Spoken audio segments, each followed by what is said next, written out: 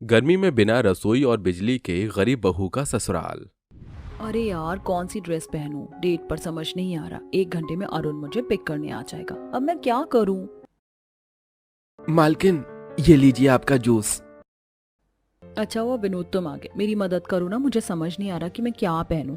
इतनी सारी ड्रेस ने ना कंफ्यूज कर दिया है मुझे।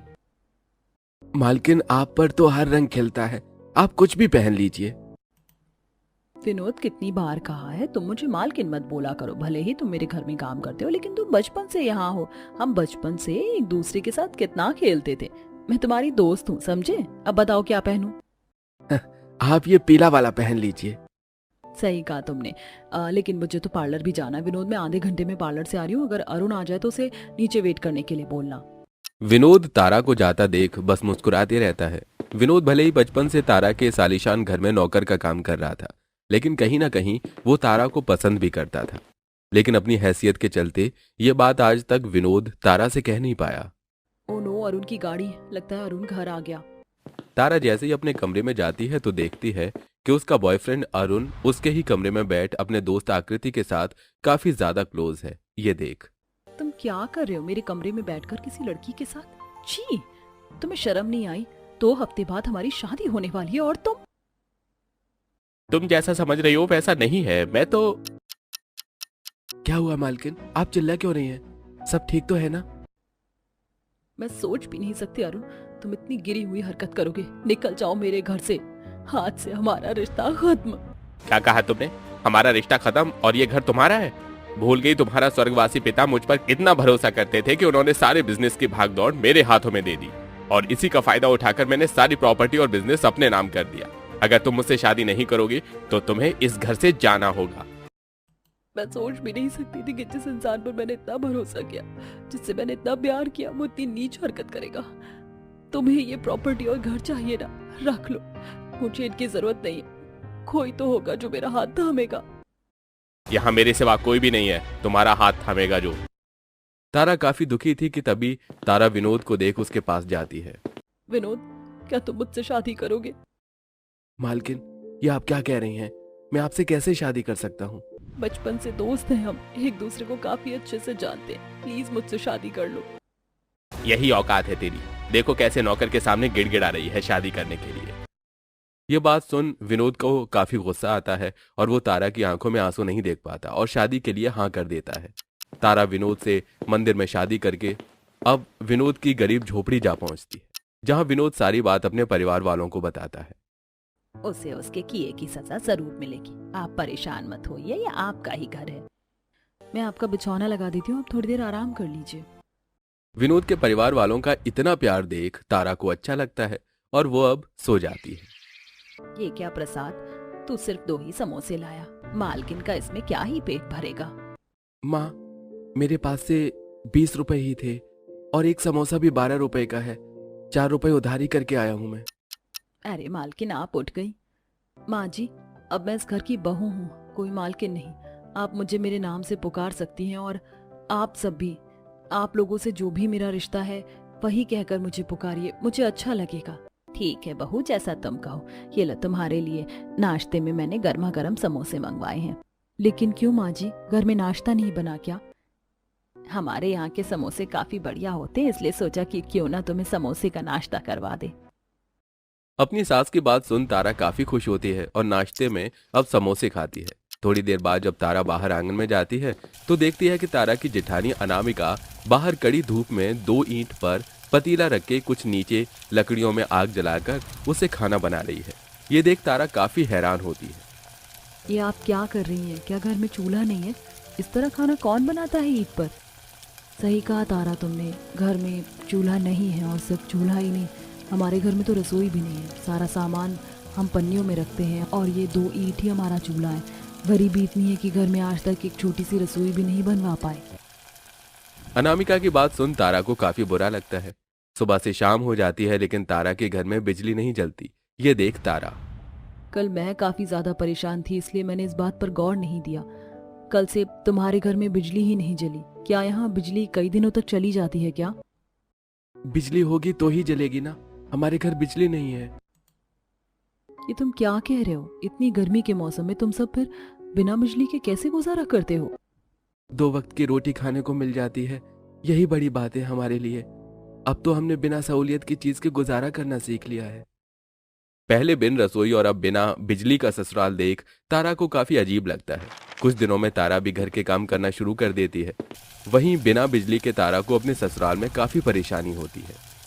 यहाँ कितनी ज्यादा गर्मी है, ऊपर से ये पसीना भी आना बंद ही नहीं हो रहा है। मैं कैसे इस गर्मी में सर्वाइव करूंगी? ईंट के टुकड़ों पर कोई खाना कैसे बना सकता है? मसाले रखने के लिए डब्बे तक नहीं है, ऊपर से बैठे बैठे मेरी तो कमर ही दुख गई है। कोई बात नहीं भाभी, आपको इन चीज़ों की आदत नहीं है ना, धीरे धीरे आप सीख जाओगे। आप हट जाइए, मैं खाना बना लेती हूँ। बिना बिजली और रसोई के तारा को हर एक मिनट में परेशानी हो रही थी, तो वहीं अपने ससुराल वालों को इतनी परेशानी में भी इस तरह रहता देख तारा को उनके लिए भी काफी बुरा लगता है। बिना बिजली के तारा गर्मी से काफी परेशान होती है। उसे 2 मिनट की सुकून के लिए नींद भी नसीब नहीं होती। बिना रसोई के खाना बनाना भी तारा के लिए काफी मुश्किल भरा था। शाम का वक्त होता है, तारा सब्जी लेकर घर लौट रही थी कि तभी तारा को एक लकड़हारे की दुकान दिखती है जिसमें बड़ी बड़ी लकड़ी की टेबल होती हैं। जिसे देख इन लकड़ी के टेबल को देखकर बढ़िया जुगाड़ आया है मेरे दिमाग में। अब तो मेरे ससुराल में रसोई बनकर ही रहेगी। तारा घर जाती है और अपने पति विनोद से कुछ बड़े बड़े लकड़ियों के टुकड़े मंगवाती है। लेकिन तारा, तुमने इतनी सारी लकड़ियों के टुकड़े मंगवाए क्यों हैं? करना क्या है इनका? अरे तुम बस देखते जाओ, अब जल्दी से हथौड़ी और कील भी ले आओ, हमें काफी काम करना है। तारा उन लकड़ी के टुकड़ों की मदद से अपने साथ लाती है। सबसे पहले एक बड़ी सी टेबल बनाती है, तो वहीं अगले दिन कबाड़ी की दुकान पर जाकर वहां से छोटे छोटे प्लास्टिक के डिब्बे 2 रुपए किलो भाव में ले लेती है। किताब भी तारा की नजर कुछ लोहे के टीन के डिब्बों पर जाती है। भैया, ये टीन के डब्बे कैसे दिए? इनका भी काफी जुगाड़ हो सकता है। तारा घर आकर उस लकड़ी की टेबल को घर के कोने में लगा देती है, तो वहीं छोटे छोटे उन प्लास्टिक के डिब्बे में मसाले भर देती है और साथ ही उन लोहे के टीन को आपस में जोड़कर उसके निचले हिस्से में भी एक टीन लगा देती है और उसमें ढेर सारी लकड़ियां डालकर जला देती है। और देखते ही देखते अब तारा की बिन रसोई वाले ससुराल में भी एक रसोई बन जाती है। अरे वाह तारा, तुमने तो कमाल कर दिया, काफी बढ़िया रसोई बनाई है तुमने। हाँ भाभी, अब हमें बैठकर खाना बनाने की भी कोई जरूरत नहीं है, खड़े खड़े हम आराम से खाना बना सकते हैं। तारा ने जुगाड़ करके रसोई तो बना ली थी, लेकिन अभी तक तारा के ससुराल वालों को गर्मी से छुटकारा नहीं मिला था। तारा पास के ही बाजार में राशन लेने जा रही होती है कि तभी तारा को रास्ते में उसकी सहेली सेजल मिलती है। दोनों सहेलियां मिलकर काफी खुश होती हैं और अब तारा सेजल को अपने ऊपर बीती सारी बात बताती है। तारा तू फिक्र मत कर, सब ठीक होगा। जानती हूँ, वैसे तो आजकल क्या कर रही है? हमने कुछ टाइम पहले ही सोलर पैनल का काम शुरू किया है। क्या सोलर पैनल? सेजल, क्या तुम मुझे 2 सोलर पैनल दे सकती है? जब मेरे पास पैसे आ जाएंगे तो मैं तुझे दे दूंगी। हमारी दोस्ती में पैसे कहाँ से आए?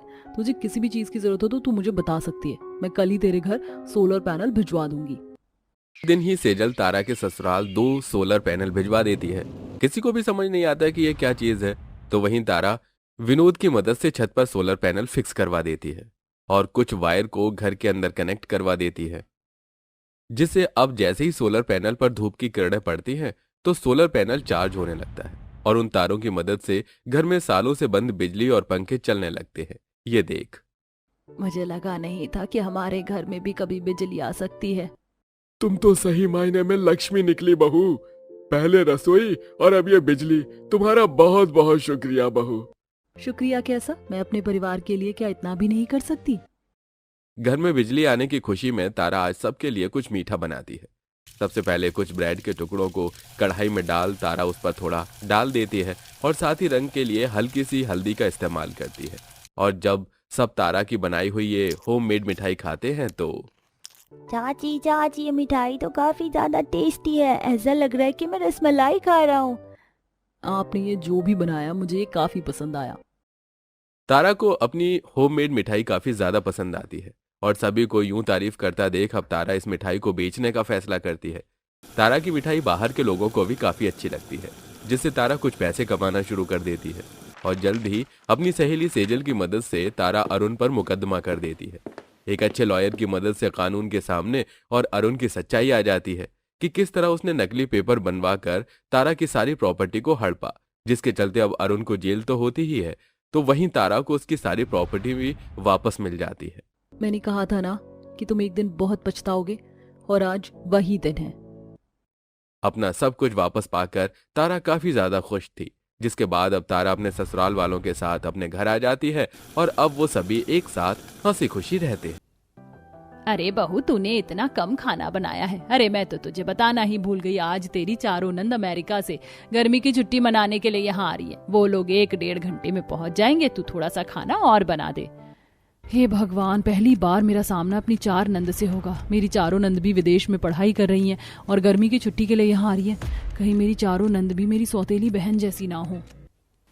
इतना सोचकर निशा रसोई में खाना बनाने जाती है और उसे अपने मायके के दिन याद आते हैं।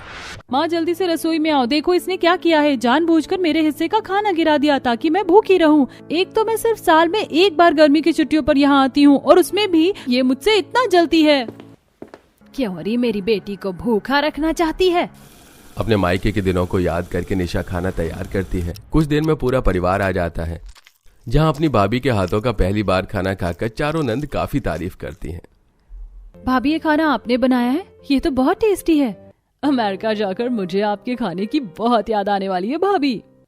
अपनी नंद के मुंह से तारीफ सुनकर भी निशा के मन का डर नहीं जाता और वो सबके खाने के बाद अकेली सारा गंदा बर्तन रसोई में जाकर धोने लगती है, जिससे एक गिलास उसके हाथ से छूटकर टूट जाता है। मैंने जानबूझकर नहीं तोड़ा, बस हाथ से फिसल गया। भाभी, आप इतना डर क्यों रहे हो? टूट गया तो टूट गया। कांच के बर्तन तो रखे रखे टूट जाते हैं और वैसे भी कांच का टूटना शुभ माना जाता है। इतना बोलकर शीतल हंसती हुई वहां से चली जाती है। ये देख एक बार फिर निशा को अपनी सौतेली माँ बहन की याद आती है। कसम खा ली है ना तूने घर के सारे बर्तन तोड़कर माने की? अरे तेरी मरी हुई माँ छोड़कर नहीं गई है बर्तन। अपने मायके के दिनों को याद करके निशा की आंखें भर आती हैं और वो बाहर जाती है और देखती है कि पूरा परिवार बैठकर ट्रिप की प्लानिंग कर रहा है। अरे, एक तो तुम चारों इतनी गर्मी में आती हो, ऊपर से तुम बाहर घूमने का प्लान बना रही हो। माँ देखो ना भैया कैसे नाटक कर रहे हैं। हम गर्मी की छुट्टियों में तो आते हैं, इस बार हमें बीच पर घूमने के लिए जाना है। बस हम चारों बहन ने पूरी प्लानिंग कर ली है बीच पर जाने की और कल हम शॉपिंग के लिए जाएंगे। भाभी, आप भी रेडी रहना। अगले दिन पूरा परिवार शॉपिंग के लिए जाता है और वो लोग निशा को भी जबरदस्ती मार्केट ले जाते हैं, जहां वो बीच पर जाने के लिए सनग्लासेस, टोपी और सनस्क्रीन खरीद रहे होते हैं। भाभी, आप भी अपने लिए कोई चश्मा पसंद कर लो, क्योंकि बीच पर जा रहे हैं तो एक कैप, सनग्लासेस, सनस्क्रीन का होना बहुत जरूरी है। और मैं तो सोच रही थी क्यों ना हम अपने लिए कोई ड्रेस भी खरीद लें। अब बीच में जा रहे हैं, ऐसे कपड़े तो पहन नहीं सकते। अरे मुझे नहीं पता इन सब के बारे में, बहुत चल तू और मैं आराम कर लेते हैं। अपनी चारों नंद को ही करने दे गर्मी में शॉपिंग। इस तरह शांति निशा को लेकर एक रेस्टोरेंट में बैठ जाती है और वहीं दरवाजे के बाहर निशा की चारों नंद शॉपिंग कर रही होती हैं। ये देख निशा को एक बार फिर अपनी सौतेली बहन की याद आती है। माँ, मेरी ड्रेस देखो बीच पर पहनने के लिए। ये ड्रेस अच्छी है ना? और तू क्यों सिलाई कर रही है? तू बीच पर घूमने नहीं, हमारी नौकरानी बनकर जा रही है, समझी? आप लोग पहली बार मुझे अपने साथ कहीं लेकर जा रहे हैं, इसलिए मैंने सोचा कि मैं अपने लिए खुद ही कोई ड्रेस बना लूं। अच्छा, इतनी टैलेंटेड है तू, अपने लिए कुछ बना सके? दिखा जरा अपनी ड्रेस। आशा जब निशा की बनाई हुई ड्रेस देखती है तो वो सीता को पसंद आ जाती है और वो उससे उसकी ड्रेस छीन लेती है। मेरी चारों नंद कितनी खुश हैं बीच पर जाने के लिए। स्विमिंग कॉस्ट्यूम भी ले रही है। मुझे भी ये लोग अपने साथ ले जाते। कुछ देर में निशा की चारों नंद काफी सारी शॉपिंग करके अपने परिवार के साथ घर वापस आती है और अगले दिन जब निशा अकेली घर में खाना बना रही होती है तो उसकी 4 नंद भी मदद करवाती हैं। आप हमसे कभी कोई मदद नहीं लेती। यहाँ आए हमें 3 दिन हो गए हैं। अब आप बाहर जाओ, हम सारा खाना गाड़ी में रख देंगे। पर आप खाना गाड़ी में रखेंगे तो आपको लेट हो जाएगा। अभी तक आप तैयार भी नहीं हुई हैं। भाभी, हम चारों अकेले तो नहीं जा रहे हैं ना जो लेट हो जाएंगे। आप भी हमारे साथ चल रही हो, समझी? इसलिए जल्दी से तैयार हो जाओ।